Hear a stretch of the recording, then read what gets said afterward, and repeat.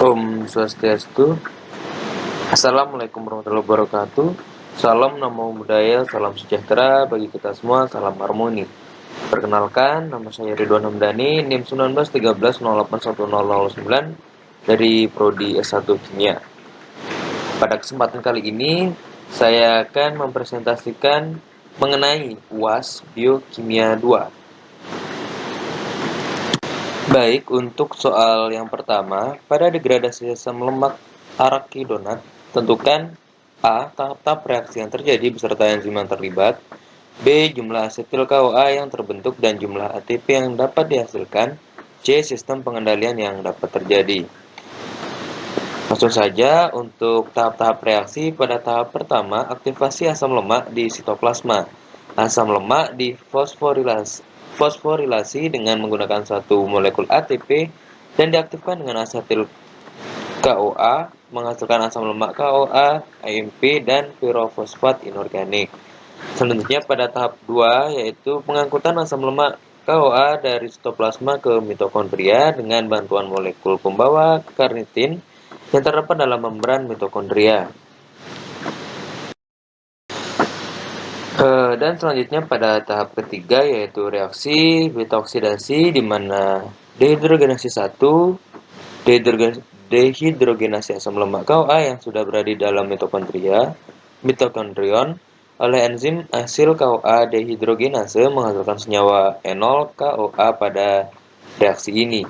FAD atau flavin-adenin di nukleotida yang bertindak sebagai koenzim direduksi menjadi FADH2.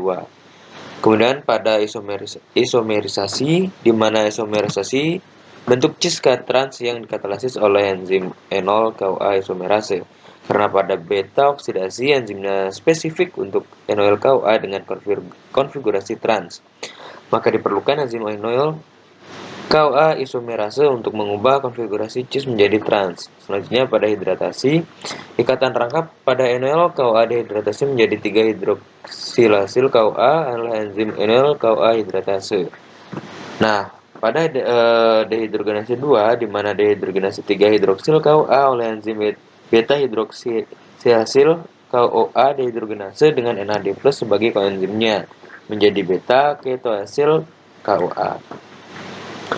Selanjutnya pemecahan molekul dengan enzim beta ketoasil CoA tiolase. Pada reaksi ini, satu molekul ketoasil CoA menghasilkan satu molekul asetil CoA dan sisa rantai asam lemak dalam bentuk CoA-nya yang memiliki rantai 2 atom karbon lebih pendek dari semula. Proses degradasi asam lemak selanjutnya adalah pengulangan mekanisme beta oksidasi secara berurutan sampai panjang rantai asam lemak tersebut habis dipecah menjadi molekul asetil CoA. Kemudian untuk enzim yang terlibat yaitu ada asil CoA dehidrogenase, enol CoA isomerase, enol CoA hidratase, beta hidroksil asil CoA dehidrogenase, dan beta ketoasil CoA tiolase. Kemudian untuk sistem pengendalian utama jalur beta oksidasi yaitu ketersediaan asam lemak, di mana sumber utama asam lemak bebas dalam darah adalah pemecahan simpanan triasil gliserol dalam jaringan adipose yang dikendalikan oleh kerja lipase triasil gliserol sensitif hormon. Pemecahan dan sintesis asam lemak dikendalikan secara bersama sehingga dapat mencegah siklus yang tidak berguna.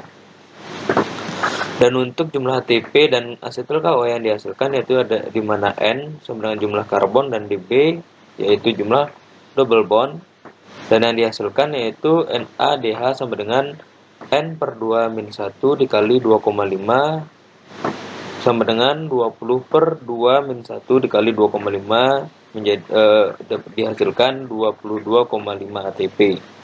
Selanjutnya pada FADH2 di mana N/2-1 min dB dikali 1,5 menjadi 20/2-1 min 4 dikali 1,5 dan dihasilkan 7,5 ATP. Selanjutnya pada asetil CoA di mana N/2 dikali 10 sama dengan 20/2 dikali 10 menjadi 100 ATP. Dan di mana total, di mana 22,5 ditambah 7,5 ditambah 100 menjadi dihasilkan yaitu 130 ATP.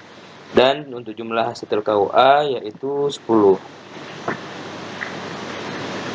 Selanjutnya kita masuk pada soal nomor 2, jelaskan mekanisme metabolisme tahap-tahap reaksi kolesterol dalam tubuh manusia dan mengapa kelebihan kolesterol itu berbahaya bagi kesehatan. Langsung saja, seperti tabel di kiri layar, asetil KOA dan asetoasetil KOA atau HMG bergabung membentuk isopentil pirofosfat. Proses ini berlangsung dalam hati di mana HMG KOA dalam mitokondria digunakan untuk membentuk benda-benda keton, sedangkan dalam sitosol digunakan untuk mensintesis kolesterol. HMG KOA kemudian direduksi menjadi mevalonat oleh HMG KOA reduktase, di mana mevalonat diubah menjadi 5 isopentenil pirofosfat melalui 3 reaksi secara berurutan, masing-masing melibatkan ATP dan membebaskan CO2 pada reaksi yang terakhir.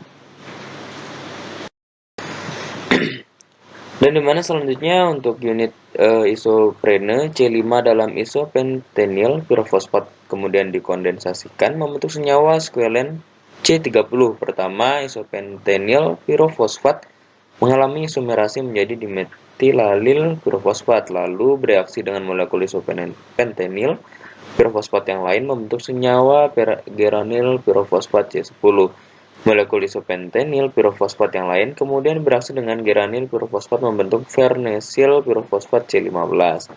Yang selanjutnya, dua molekul vernesil pirofosfat berkondensasi membentuk squalen, di mana squalen kemudian diubah menjadi squalena epoksida dalam reaksi yang menggunakan O2 dan NADPH. Squalena epoksida mengalami siklisasi membentuk lanosterol dan akhirnya kolesterol dibentuk dari lanosterol melalui penghilangan 3 gugus metil, reduksi satu ikatan rangkap 2 oleh NADPH dan migrasi satu ikatan rangkap yang lain.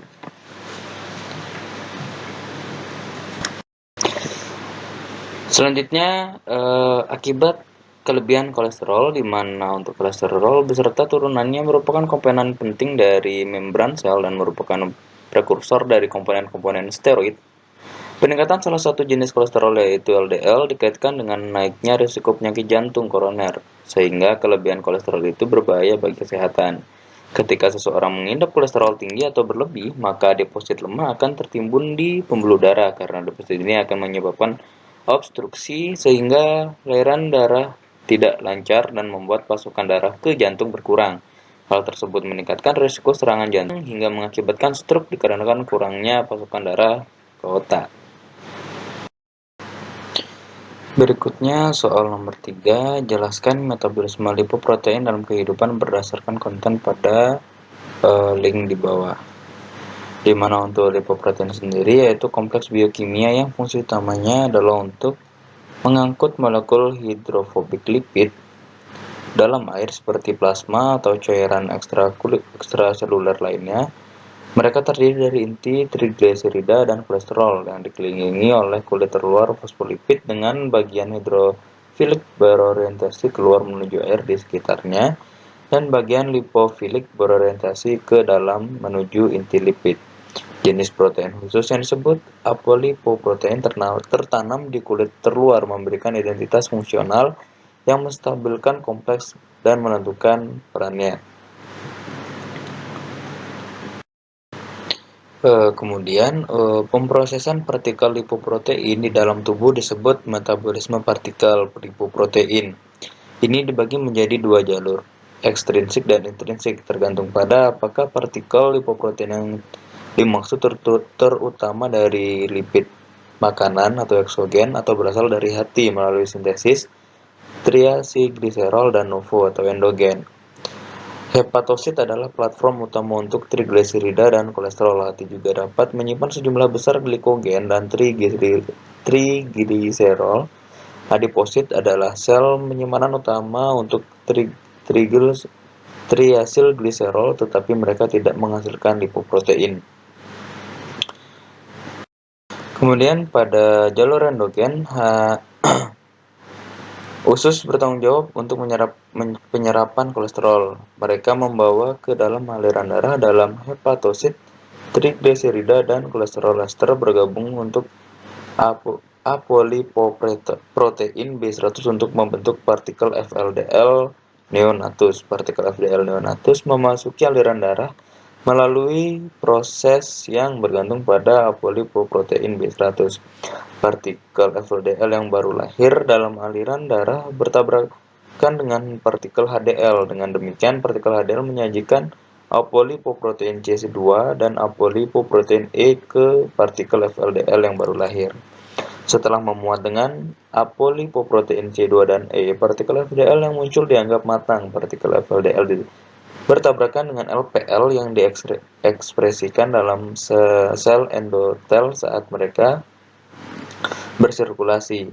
Apolipoprotein C2 mengaktifkan LPL untuk menghidrolisis partikel FLDL dan melepaskan gliserol dan asam lemak. Produk ini dapat diserap dari darah oleh jaringan perifer termasuk lemak dan otot.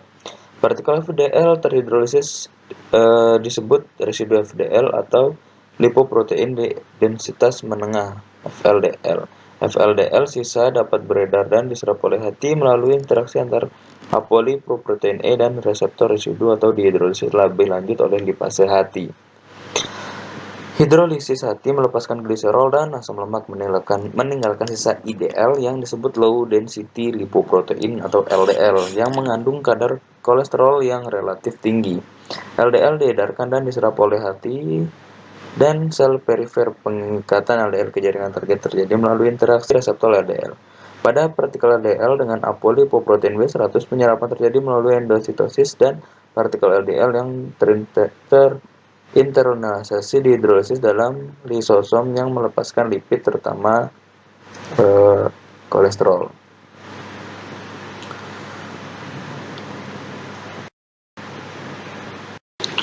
Selanjutnya soal nomor 4, jelaskan dan gambarkan fungsi siklus urea, di mana seperti gambar pada layar, siklus urea adalah suatu reaksi pengubahan amonia NH3 menjadi urea NH2, 2CO. Reaksi kimia ini sebagian besar berlangsung di hati dan sedikit terjadi di ginjal. Fungsi siklus urea yaitu mengubah amonia yang bersifat racun yang dapat diubah menjadi urea yang bersifat kurang beracun, netral, mudah larut, dan mudah diekspresikan pada urin. Selanjutnya yaitu reaksi enzimatik siklus urea, di mana karbomil fosfat sintase enzim yang bukan merupakan bagian dari siklus urea mengkatalisis kondensasi dan aktivasi amonia dan CO2 untuk membentuk karbamoil fosfat. Reaksi terjadi di mitokondria dan melibatkan pemindahan gugus karbomil dari karbomil fosfat ke ornitin oleh ornitin transkarbomilase. Reaksi ini membentuk asam amino non-standar yang lain, citrulline, yang kemudian harus ditranspor dari mitokondria ke dalam sitosol. Reaksi ini menjadi sitosol, citrulline kemudian dikondensasikan dengan apartheid, sumber atom nitrogen kedua dalam urea, oleh enzim argininosuksinat. Sintase membentuk argininosuksinat. Reaksi ini didorong oleh hidrolisis ATP menjadi AMP dan PPI, serta diikuti oleh hidrolisis pirofosfat. Dengan demikian, kedua ikatan berenergi tinggi dalam ATP dipecah. Argininosuksinat kemudian menghilangkan kerangka karbon aspartat dari argininosuksinat dalam bentuk fumarat, meninggalkan atom nitrogen pada produk yang lain. Arginin, karena siklus urea juga menghasilkan arginin, merupakan prekursor langsung dari urea. Urea lalu dibentuk dari arginin oleh kerja arginase dan dengan menghasilkan kembali ornitin. Selanjutnya soal nomor 5, apa fungsi metabolisme asam nukleat yang meliputi degradasi asam nukleat, pirimidin dan purin, dan biosintesis purin dan pirimidin bagi kehidupan. Di mana untuk asam nukleat memiliki peranan penting sebagai pembawa informasi genetik, mengontrol susunan senyawa dalam sel, aktivitas sel, dan susunan protein jaringan organ tubuh. Fungsi penting asam nukleat yaitu menyimpan, mentransmisi, dan mentranslasi informasi genetik, metabolisme antara intermediari metabolisme, dan reaksi-reaksi informasi energi. Koenzim pembawa energi, koenzim pemindah asam asetat, zat gula, senyawa amino, dan molekul lainnya. Koenzim reaksi oksidasi, reduksi. Selanjutnya, apa yang dimaksud dengan rekayasa genetika dan berikan contohnya. Rekayasa genetika digambarkan sebagai ilmu di mana karakteristik suatu organisme yang sengaja dimodifikasi dengan manipulasi materi genetik, terutama DNA dan transformasi gen tertentu untuk menciptakan variasi yang baru. Dan untuk contohnya, aplikasi rekayasa genetika terhadap kesehatan, pertanian, energi, dan proyek genom manusia, di mana rekayasa genetika terhadap kesehatan ada produksi hormon tubuh, di mana hormon manusia awalnya hanya dapat dipisahkan dari organ manusia atau hewan menyusui. Dengan rekayasa genetika, hormon dapat diproduksi. Kemudian pada insulin ekstraksi pankreas menjadi ekstraksi pankreas babi atau lembu menjadi hipersensitif atau resintensi. Dengan rekayasa genetika, insulin dapat dibuat dengan biakan mikroorganisme. Kemudian vaksin mengandung virus atau mikroorganisme yang dilemahkan. Vaksin berfungsi sebagai antibodi. Contoh vaksin antivirus hepatitis, campak, cacar influenza, dan lainnya. Selanjutnya, rekayasa genetika dalam bidang kesehatan, di mana ada antibiotik. Antibiotik biasanya bukan protein sehingga secara langsung tidak merupakan produksi gen. Upaya untuk membuat antibiotik sintetik salah satunya dengan fermentasi dan modifikasi molekul. Kemudian ada enzim. Enzim dapat dihasilkan dari rekayasa genetika mikroorganisme. Enzim sangat penting dalam diagnosis penyakit hiper, jantung, dan pankreas. Penyakit ini banyak diderita oleh penduduk di negara industri. Analisis enzimatik juga digunakan secara berhasil dalam memantau pengobatan. Selanjutnya, rekayasa genetika terhadap pertanian, di mana ada pemilihan tanaman. Tujuan pemilihan tanaman ini yakni untuk memperoleh atau mengembangkan varietas atau hibrida sehingga memberhasil lebih tinggi dan menguntungkan. Contohnya padi hibrida. Kemudian ada penambatan nitrogen, di mana para ahli menemukan gen NIF atau singkatan nitrogen fixation terlibat dalam penyusunan aparat penambatan nitrogen. Rekayasa genetik telah berhasil untuk mentransfer gen NIF ke dalam E. coli, sehingga dapat menambat nitrogen. Gen NIF ini diambil dari Klebsiella pneumoniae, sejenis bakteri tanah yang hidup bebas dari setiap tumbuhan inang. Kemudian ada pemberantasan hama, di mana kebanyakan insektisida, herbisida, dan pestisida yang digunakan untuk mengendalikan hama tidak cukup selektif. Hormon serangga dalam jumlah yang sangat kecil telah digunakan untuk memberantas hama, misalnya feromon dan alaromon. Percobaan lain yang dapat mengendalikan hama lain adalah dengan melibatkan bakteri. Kemudian mycorrhiza vesikular. Adanya kerjasama dengan mycorrhiza sering menyebabkan peningkatan yang mencolok pada pertumbuhan di tanah yang kekurangan fosfat. Penyerapan unsur-unsur mikro seperti seng dan tembaga juga dapat ditingkatkan, dan terdapat bukti yang menunjukkan bahwa tumbuhan yang berasosiasi dengan mycorrhiza mengandung hormon tumbuhan dengan kadar lebih tinggi daripada tumbuhan tanpa mycorrhiza. Produksi mycorrhiza dapat dilakukan dengan isolasi spora. Selanjutnya, rekayasa genetika terhadap energi. Salah satu bakteri rekayasa genetika yang baru ini dapat mengambil CO2 dari udara dan mengubahnya menjadi energi. Meskipun bakteri ini tidak akan memperbaiki masalah kelebihan CO2 di bumi, akan tetapi bisa membantu melestarikan bahan bakar fosil kita. Berikutnya, rekayasa genetika terhadap proyek genom manusia, di mana proyek genom manusia yang dipelopori oleh Amerika Serikat dengan menguraikan 100.000 gen manusia. Genom manusia dapat digunakan memprediksi berbagai penyakit. Ilmu kedokteran dapat ketahui kemungkinan seseorang mengalami penyakit kanker dengan analisa terhadap kombinasi gen-gen yang dimiliki. Tujuannya yaitu memetakan genom manusia sampai tingkat nukleotid atau base pair, dan untuk mengidentifikasi seluruh gen yang ada di dalamnya. Untuk mengidentifikasi seluruh gen dalam data yang besar ini, mengembangkan lebih cepat lagi metode yang lebih efisien untuk men-sequence DNA dan analisis sequence dan peralihan teknologi ini ke industri. Selanjutnya, kita masuk pada soal nomor 7 dengan melihat gambar berikut. Jelaskan terapi gen tersebut. Terapi gen adalah suatu teknik yang digunakan untuk memperbaiki gen-gen mutan atau abnormal atau cacat yang bertanggung jawab terhadap terjadinya suatu penyakit. Yang pada awalnya terapi gen ini diciptakan untuk mengobati penyakit keturunan atau genetik yang terjadi karena mutasi pada suatu gen, seperti penyakit fibrosis sistik.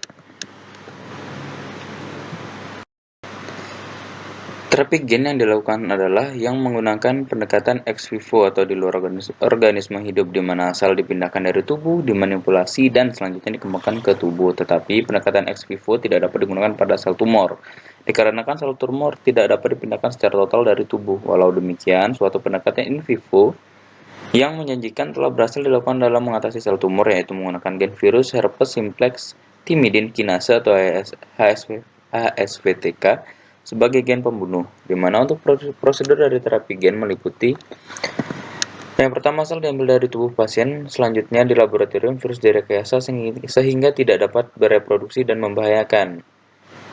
Selanjutnya, virus yang sudah direkayasa disisipkan gen ke dalamnya, lalu virus yang sudah direkayasa dan sudah disisipkan, gen selanjutnya dimasukkan ke dalam sel tubuh pasien yang sudah diambil. Dalam hal ini, genetik sel tubuh pasien akan mengalami perubahan. Setelah itu, sel yang sudah berubah itu diinjeksi kembali ke dalam tubuh pasien. Tahap terakhir yaitu sel akan mengalami produksi hormon maupun protein yang diinginkan.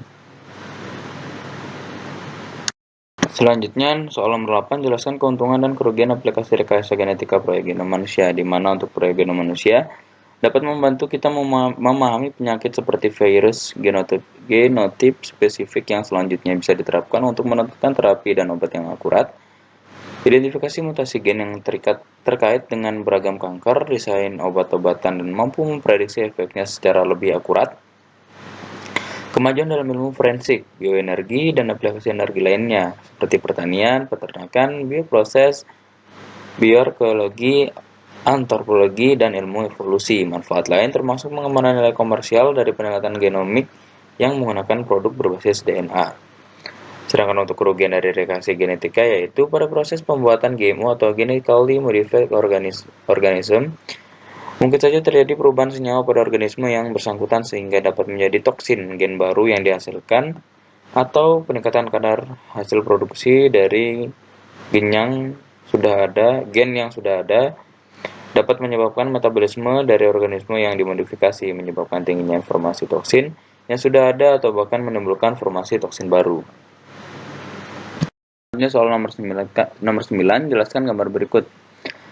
Rekayasa genetika adalah kegiatan manipulasi gen untuk mendapatkan produk baru dengan cara membuat DNA baru. Manipulasi materi genetik dilakukan dengan cara menambah atau menghilangkan gen tertentu. Salah satu produk hasil rekayasa genetika yaitu dengan membuat organisme transgenik. Teknik rekayasa genetika dilakukan melalui beberapa tahapan sebagai berikut, di mana yang pertama yaitu penyiapan fragmen DNA yang akan disiapkan pada DNA tanaman tertentu, penyiapan vektor perantara baik plasmid atau menggunakan virus, potongan DNA yang akan disisipkan tersebut digabung atau direkombinasi dengan vektor. DNA gabungan akan disisipkan pada sel-sel tanaman, dan nantinya tanaman akan tumbuh menjadi tanaman dengan sifat baru sesuai dengan DNA yang disisipkan. Mungkin cukup sekian presentasi yang dapat saya sampaikan. Kurang dan lebihnya saya mohon maaf apabila ada kesalahan dalam berkata atau perbuatan. Saya tutup dengan Permasanti. Om Santi Santi Santi Om. Wassalamualaikum warahmatullahi wabarakatuh. Salam Namo Buddhaya. Salam sejahtera bagi kita semua. Salam harmoni. Terima kasih.